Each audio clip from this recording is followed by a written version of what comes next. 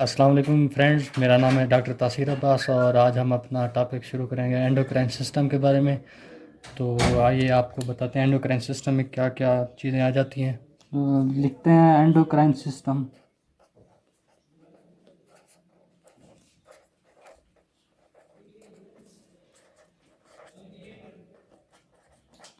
सबसे पहले इसकी तारीफ़ लिखेंगे, डेफिनेशन लिखते हैं कि इसमें क्या क्या चीज़ें हैं।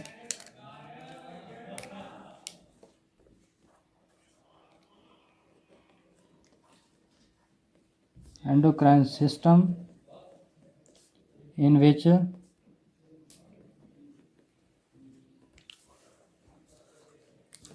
we study endocrine glands।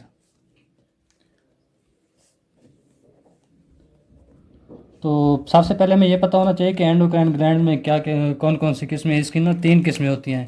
पहली होती है एंडोक्राइन, दूसरी होती है मिक्स्ड और तीसरी होती है एक्सोक्राइन। तो इन ग्लैंड्स में एक्सोक्राइन, एंडोक्राइन और मिक्स्ड ग्लैंड्स आ जाते हैं। पहले लिखते हैं endocrine glands.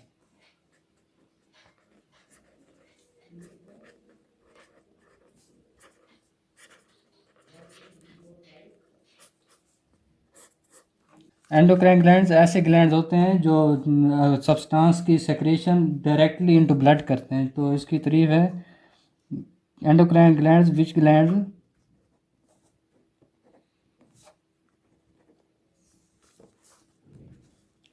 which secrete substances directly into blood। तो उसके बाद दूसरा आ जाता है हमारे पास एक्सोक्राइन ग्लैंड।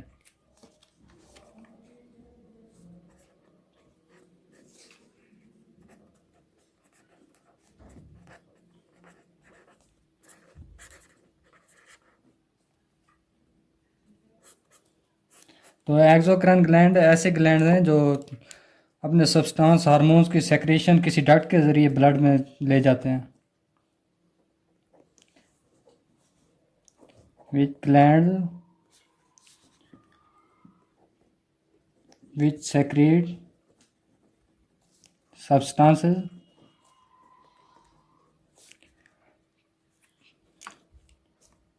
through duct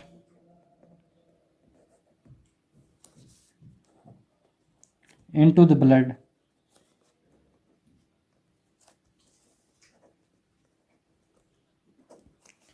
तो हमारे पास तीसरा है मिक्स्ड ग्लैंड।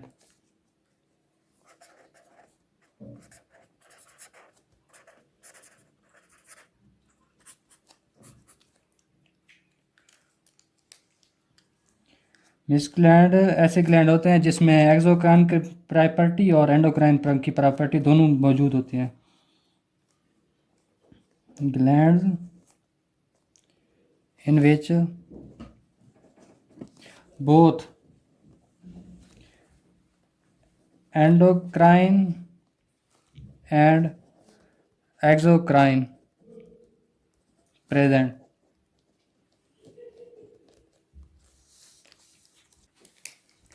तो हम एक डायग्राम यहाँ पे ड्रा करते हैं, उसके ज़रिए देखते हैं कि कैसे ये एंडोक्राइन, एक्सोक्राइन और मिक्स्ड होते हैं। तो ये समझे कि ब्लड वेसल है,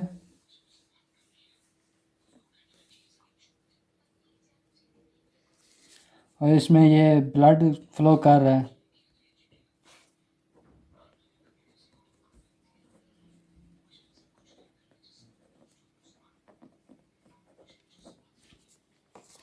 तो ये समझें कि ये कोई सब्सटेंस है, हार्मोन्स है।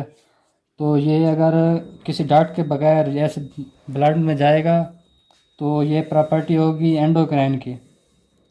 ये डक्ट लेस है, यहाँ पे कोई डक्ट नहीं है। अगर दूसरा देखें, ये सब्सटेंस किसी डक्ट के थ्रू जाएगा ब्लड में, ये डक्ट बनी हुई है, और इसके थ्रू अगर ये ब्लड में जाएगा तो ये एक्सोक्राइन है।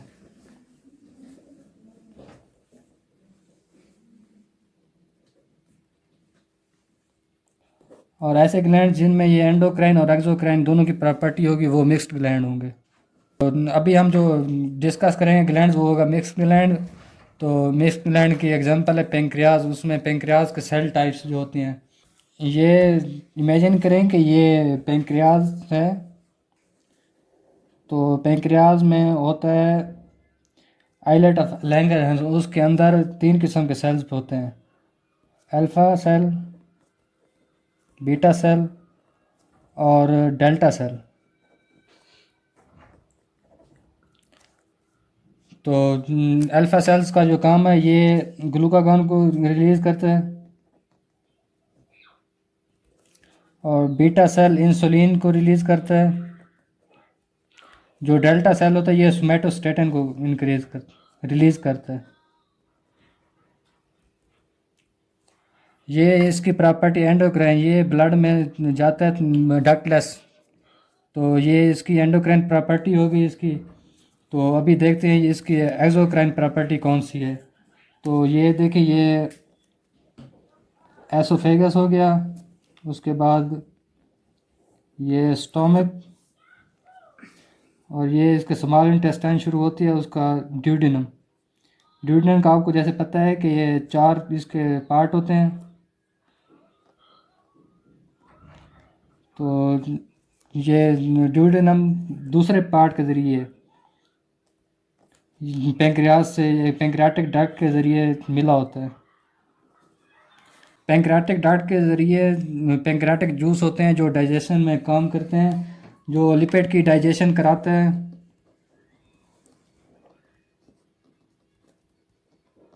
उसे हम कहते हैं पेंक्रियाटिक लाइपेज। और जो प्रोटीन की डाइजेशन करवाते हैं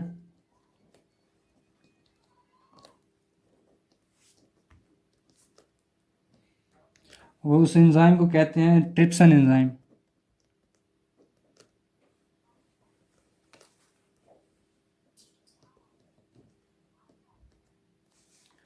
और तीसरा जो कार्बोहाइड्रेट को डाइजेशन करवाते हैं वो पेंक्रियाटिक अमाइलेज होते हैं।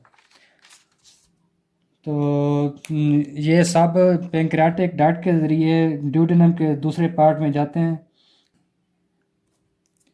ये सारे एंजाइम पेंक्रियाटिक डक्ट के थ्रू ड्यूडेनम में जाते हैं, ड्यूडेनम के दूसरे पार्ट में, यहाँ पे जो जाके अटैच होते हैं। इसको कहते हैं मेजर पार्ट ऑफ ड्यूडेनल, इस पार्ट को कहते हैं major part of duodenal papilla.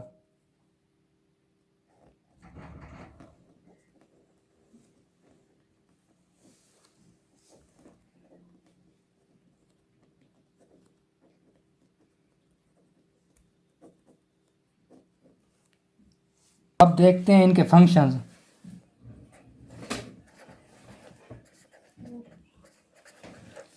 Functions of pancreatic cells. तो पहले अल्फा सेल देख लेते हैं।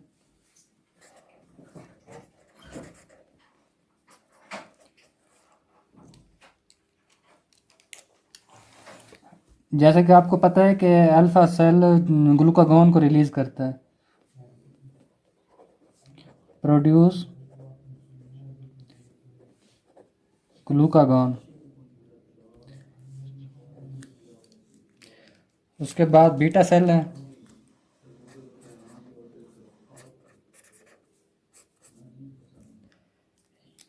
ये इंसुलिन को प्रोड्यूस करते हैं।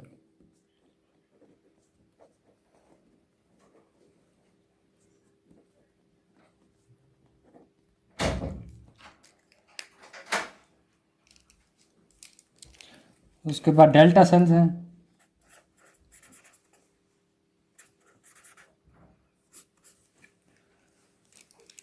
ये सोमैटोस्टेटिन को प्रोड्यूस करता है।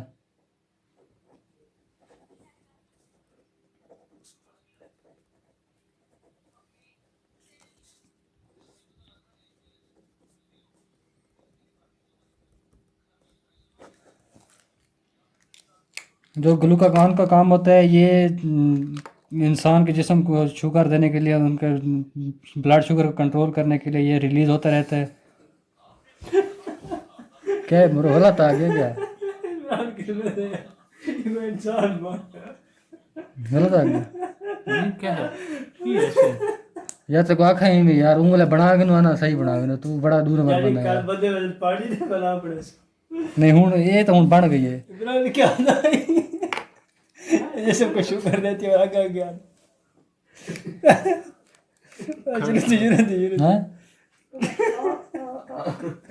ते आ तो थीवणी है यार, हूँ पढ़ा करे तो ज़्यादा थोड़ी आ थी दियो।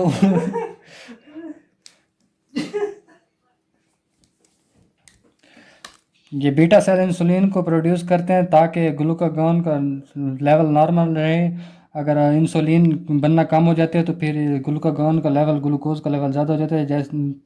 जैसे कि आपको पता है वो डायबिटीज़ के पेशेंट होते हैं, डायबिटीज़ हो जाती है। ये बीटा सेल इंसुलिन को प्रोड्यूस करते हैं ताकि ग्लूकागॉन का लेवल नॉर्मल रहे। अगर इंसुलिन बनना कम हो जाते हैं तो फिर ग्लूकागॉन का लेवल, ग्लूकोज का लेवल ज़्यादा हो जाता है। जैसे कि आपको पता है वो डायबिटीज़ के पेशेंट होते हैं, डायबिटीज़ हो जाती है।